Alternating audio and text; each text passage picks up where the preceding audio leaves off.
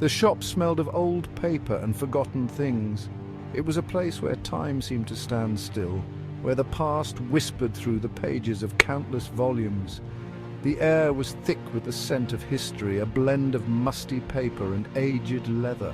Dust motes danced in the weak sunlight, creating a magical, almost ethereal atmosphere. Each particle seemed to carry a story, a fragment of a bygone era suspended in the air. Rows of books stretched into the shadows, their spines worn and titles faded. It was a labyrinth of knowledge, a maze of memories waiting to be discovered. He wasn't looking for anything in particular, just browsing, letting his fingers trail along the spines. The tactile sensation of the books was comforting, a connection to the countless hands that had touched them before. Then he saw it. Wedged between a worn copy of Dickens and a faded gardening guide, it sat. It was almost hidden, as if it didn't want to be found, yet it called to him, small, bound in dark leather. The cover was smooth, yet it bore the marks of time, tiny cracks and creases that hinted at its age. There was no title, just a single word embossed on the cover, the crooked. The word seemed to shimmer, catching the light in a way that made it almost appear alive. He pulled it free, the spine cracking in protest. It was as if the book had been waiting for this moment, reluctant to leave its resting place. The pages were yellowed, brittle. They rustled softly as he turned them, each one a delicate relic of the past. The print, an elegant, spidery script. It was beautiful, almost like a work of art, each letter meticulously crafted. The first page held only the title, The Crooked Man. It was simple, yet it carried a weight, a sense of foreboding that sent a shiver down his spine. Intrigued, he bought the book, tucking it into his bag. He felt a strange connection to it, as if it had chosen him. He didn't realize then that he was bringing home more than just a story. The book held secrets, mysteries that would soon unravel, changing his life in ways he could never have imagined. He read the book that night, curled in his favorite armchair. The story was simple, unsettling, a folktale almost. It told of a creature, a being of shadows and angles, called the Crooked Man. It spoke of rhymes chanted in the dark, of wishes gone wrong, of people vanishing without a trace. The Crooked Man, it said, could be summoned. He scoffed at the absurdity of it, yet a chill ran down his spine. He closed the book, but the words lingered, echoing in the quiet of his apartment. Later, as he lay in bed, he thought he heard it. His name, whispered on the wind, distorted, wrong. The days that followed were filled with a creeping unease, a sense of dread that grew stronger. He couldn't shake the feeling of being watched, of something lurking just beyond the edge of his vision, always out of reach. His reflection in the mirror seemed wrong somehow. Eyes too bright, a smirk playing at the corner of its lips, mocking him. He tried to dismiss it all as his imagination, fueled by the book he had been reading. But the incidents persisted, small at first, then escalating into something more sinister. A book knocked from a shelf, seemingly by itself. His reflection moving on its own, defying logic. The rhyme from the story repeating in his head, unbidden, driving him to the brink. He woke one night to a sound, soft, scratching, coming from his window. Heart pounding, he crept closer, peering through the blinds. Below, in the dim glow of the streetlight, stood a figure. Tall, impossibly thin, its limbs bent at unnatural angles. He recoiled from the window, fear a cold fist clenching around his heart. The figure remained for a moment, then it was gone. He tried to convince himself it was just a trick of the light, a figment of his sleep-addled mind. But he knew deep down what he had seen, the Crooked Man. He tried to get rid of the book, to burn it, to throw it away, but it always reappeared back on his doorstep, on his pillow, in his bag. The rhyme from the story echoed in his mind, a constant, haunting refrain. He began to see it everywhere.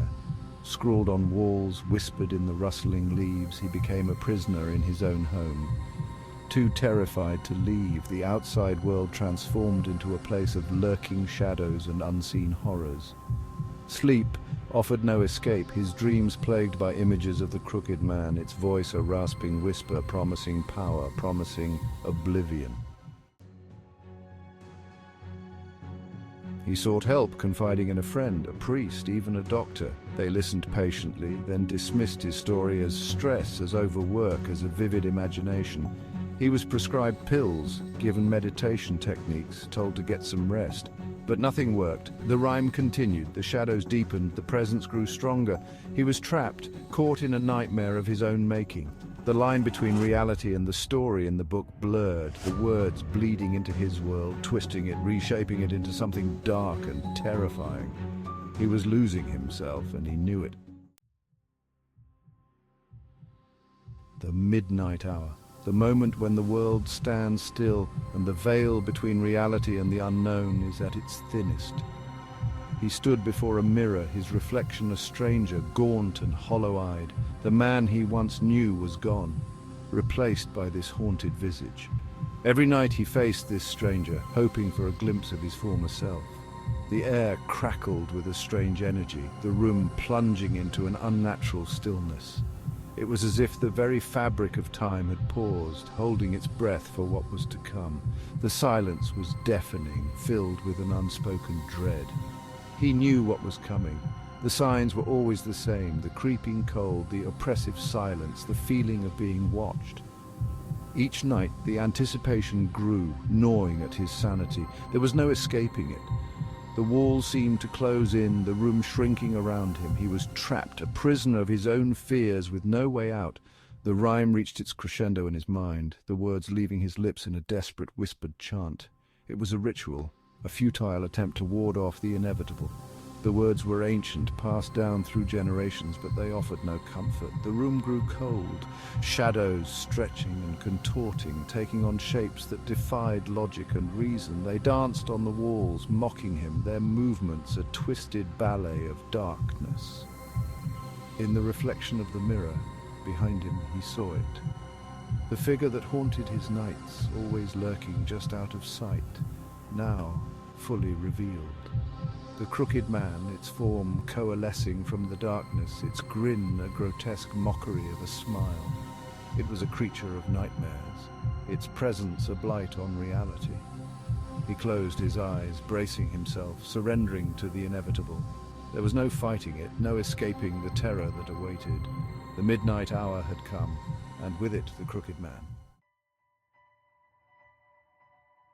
Fading ink, lingering fear. He woke up on the floor of his apartment, the morning sun streaming through the window. His body ached, his mind sluggish and disoriented. He looked around, searching for any sign of the crooked man, for any evidence of the horrors he had experienced. But there was nothing. The book was gone. He tried to convince himself it had all been a dream, a hallucination brought on by stress and a little too much imagination, but the fear lingered, a knot of unease deep in his gut. He couldn't shake the feeling that something was different, that he was different. Sanity's edge, he moved on, trying to forget, to rebuild his life. He found a new apartment, a new job, tried to focus on the mundane, the ordinary. But the shadows of that time followed him. He saw the crooked man in every dark corner, heard the rhyme whispered in the wind, felt its presence lurking just beyond the veil of reality.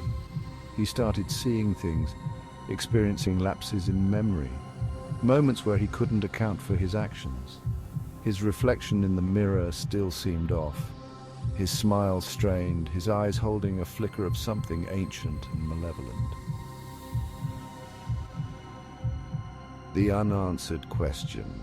He wasn't sure anymore what was real and what was a product of his fractured mind. The lines between reality and illusion had blurred so much that he could no longer distinguish one from the other. Every shadow seemed to whisper secrets. Every creak of the floorboards felt like a message from the unknown.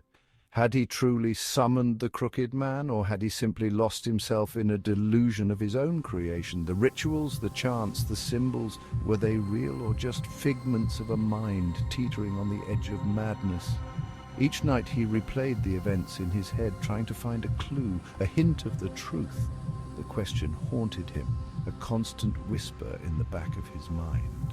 It was like a parasite, feeding on his sanity, growing stronger with each passing day.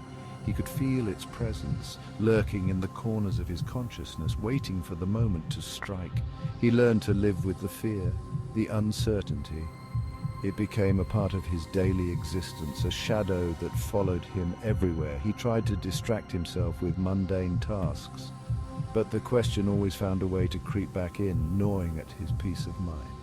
He accepted that some things are better left unknown, some doors better left unopened.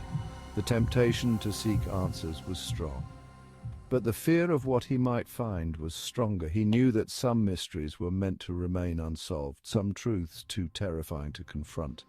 The crooked man had become a part of him, a shadow self he could never truly escape.